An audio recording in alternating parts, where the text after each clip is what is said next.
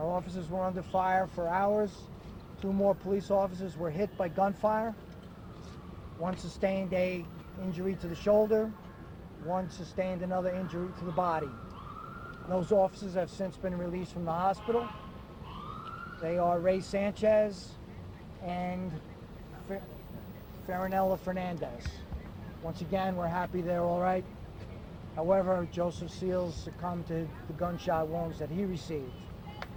At that time, we started to piece some information together. Everything I tell you is preliminary. The investigation will take weeks, maybe months. The crime scene is very extensive and is at 3 locations at least. At this time, we have 1 stolen U-Haul vehicle that may contain an incendiary device. That has since been taken from the location and is being examined by our bomb squad members. Secondly, we have 5 people, DOA, inside the store that members of the police force that set up. Eventually, we declared them DOA. We believe 2 of them are bad guys. We believe 3 of them are not. That may be civilians that were inside the store. Once again, this is all preliminary information. But you should know that the police department in Jersey City and our partners did an extraordinary job under very difficult circumstances, under high-power rifle fire, where no other citizens in Jersey City were struck with gunfire, and our police officers were brave until finally the threat was neutralized. And that's it for now. Everything else is preliminary. Tell us about the officers, sir, that is deceased.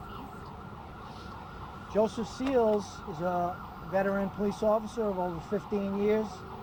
Came out in our South District where this took place. South District is a very busy precinct, one of the busiest in the state of New Jersey, and has a high volume of violent crime. Joe Seals was promoted to the rank of detective within the last couple of years and assigned to the city's ceasefire unit. As the mayor alluded to, he was our leading police officer in removing guns from the street.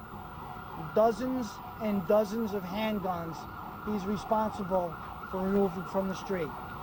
As the mayor alluded to also, he's married with children. And our hearts go out to him. And once again, we believe that he was killed while trying to interdict these bad guys at that other location on Garfield Avenue. Once again, this is all being investigated. With guns, is that what he was trying to interdict? We believe yes.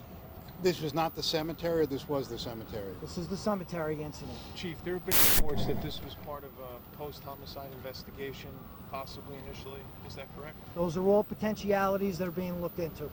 So, was he off duty in Garfield in the cemetery, or what was he doing there? No, Detective Seals was working. He was working and he came across the suspect? You know, I really don't want to get into those details. I can just say that he came upon bad guys, and I don't know how he got there just yet. He's a detective? He's a detective. Was he plain clothes? Right? Yes. So it was the cemetery, Yes, and I consider the U-Haul van, a stolen van, crime scene. Chief, this obviously underscores the danger of police work. I mean, today we saw a residential neighborhood that basically turned into a battlefield with these men and these high caliber weapons.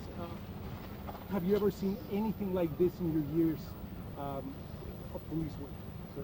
Unfortunately, we've had many incidents where we've lost police officers and against high-powered weapons. So I refer you to 2009, Detective Mark Donato lost his life. Forgive me, you said 2 bad guys. They're both males? Guys? Right now, preliminarily, we believe they're both male. Okay, because there was some reports before that it was a female and a male, but you're saying it was just a Preliminarily, they're both male. And only 2 shooters at this time? 2 shooters at this time. There was some talk about at one point, one of the gunmen going on top of roofs and jumping from rooftop to rooftop. Can you talk about that? We're not going to get into the details of 4 hours of police work, but I can tell you their movement was rapid. and continuous for 4 hours within that area. Sir, could you tell us, in relation to the U-Haul vehicle, was that stolen prior to the incident in the cemetery, or did they hijack that vehicle and then they went onto the bodega or the grocery store? Detectives are following that information now. Are the gunmen still alive? We believe no. And you said there was a device in the U-Haul? That is being investigated now. Do you believe the officers were hit only by gunfire from the suspects? Do you believe any of the victims may have been hit by We officers? do. We think that this was all bad guy fire. Even the 3 DOAs in the grocery store? Yes. So can you What talk can you about tell the, us the about van? the bad guys? Can you give us age, race? When we left the crime scene 25 minutes ago, we came down. We rushed down to see Detective Seals and that family, who are mourning right now, and the rest of the crime scene was being handled by deputy chiefs on scene. Was a detective ever brought to the hospital, or he was pronounced dead at the scene? I don't know the answer to that. Sir, where did you say the other 2 officers were hit? In what are the 3 locations? One was struck in the shoulder, and the other one, I believe, was struck in the body. But As far where, as where seeing- were they hit? I mean, like where did it happen that they were hit? Don't know the answer to that. Could you give us the condition that Officer Sanchez is in right now, sir? Sanchez was released from the hospital. Both officers you said were released. Correct. Can you Sir, tell can us you- about those officers? What are they like? How many years of service do they have? I'm going to have to defer to that until later on. I don't really know those 2 officers. I can just tell you they were very, very brave with a whole bunch of other men and women out there. Sir, can we talk at all? I know it's very early, but anything about possible motive? No, we have no, the investigation is going to continue for a long time. We have no inkling what the motive was yet. So I know that this is obviously a horrific experience for the police, but can we talk about the community? I mean, schools on lockdown, hospital on Yeah. lockdown. I mean, shots fired in these residential area. Can you speak to that and how difficult it might have been for your officers to respond to something like that? I think this is a neighborhood that's up and coming. This neighborhood has had challenges and has become a much, much safer and better neighborhood over the last 2 years or the last 3 years or so. So we can only say that folks that live in the neighborhood are supportive of the police department, and they were out there today showing their support wholeheartedly, and especially for those officers that are wounded. Chief, on the suspects end, any gang affiliation? Are you looking at that whatsoever? Yeah, sure. Okay. I'd just like to add that. Your name, You, please? sir? Yeah, I'm the Public Safety Director, James Shea. I'd just like to add to what the Chief said. This would be a horrific incident in any neighborhood, anywhere in the world, of course.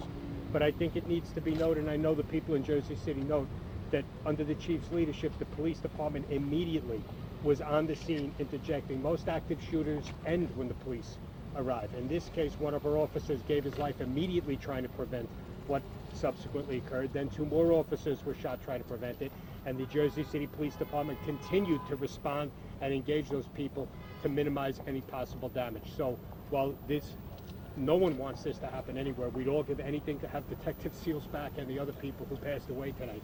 But there is no question that the Jersey City Police Department did what they are supposed to do to protect the people in that neighborhood, and I'm sure the people in that neighborhood saw that. Mayor, today, there were schools in the area. There were schools that went on lockdown. What was the response like for those schools, and did you get a sense of what happened? We were in touch with the Board of Education immediately, and then there were some schools in the area that were unaffiliated with the Board of Education. We had a police presence at the schools actually during the day, so it was one of the first things that we did, and then we dealt with an active shooter situation for the better part of 4 hours.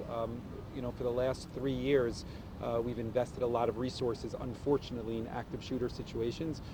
This is the second active shooter situation that the JCPD has had to deal with in about a year. One was at Newport, and this is the second one.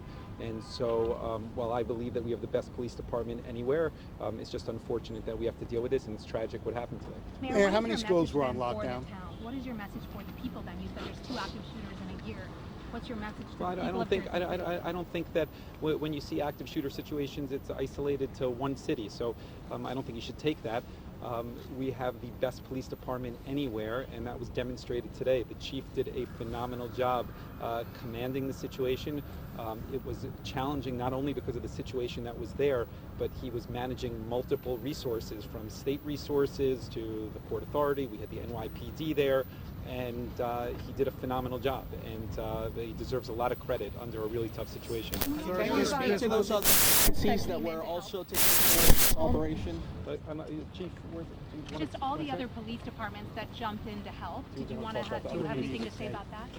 Oh my God, we're so blessed to have such fine enforcement in the state of New Jersey. And I can only tell you some of the law enforcement agencies we saw there. Like I said from the top, the FBI, Authority, New York, New Jersey, Essex County, Bergen County, I didn't see Newark, but Jeepers, they were all there, and their support was greatly appreciated.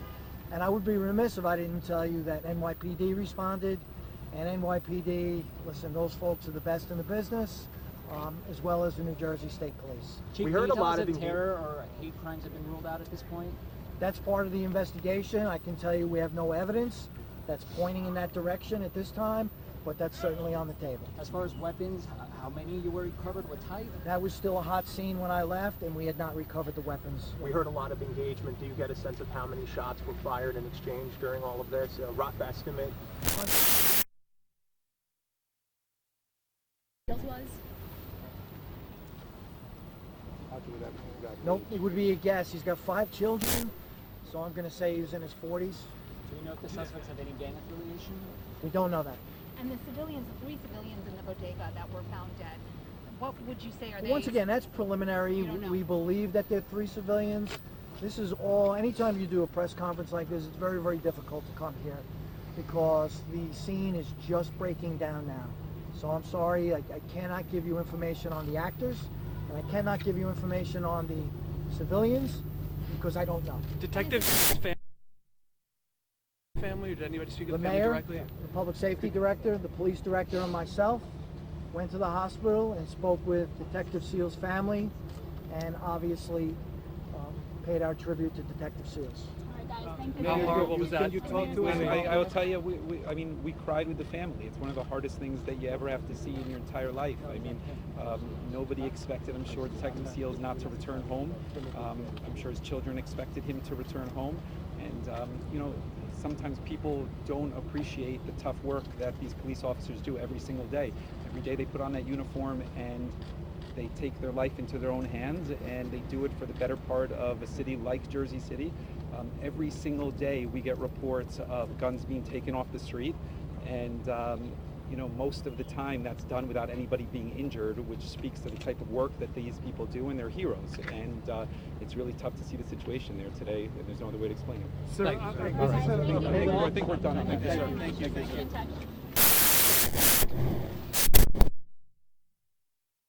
Yeah.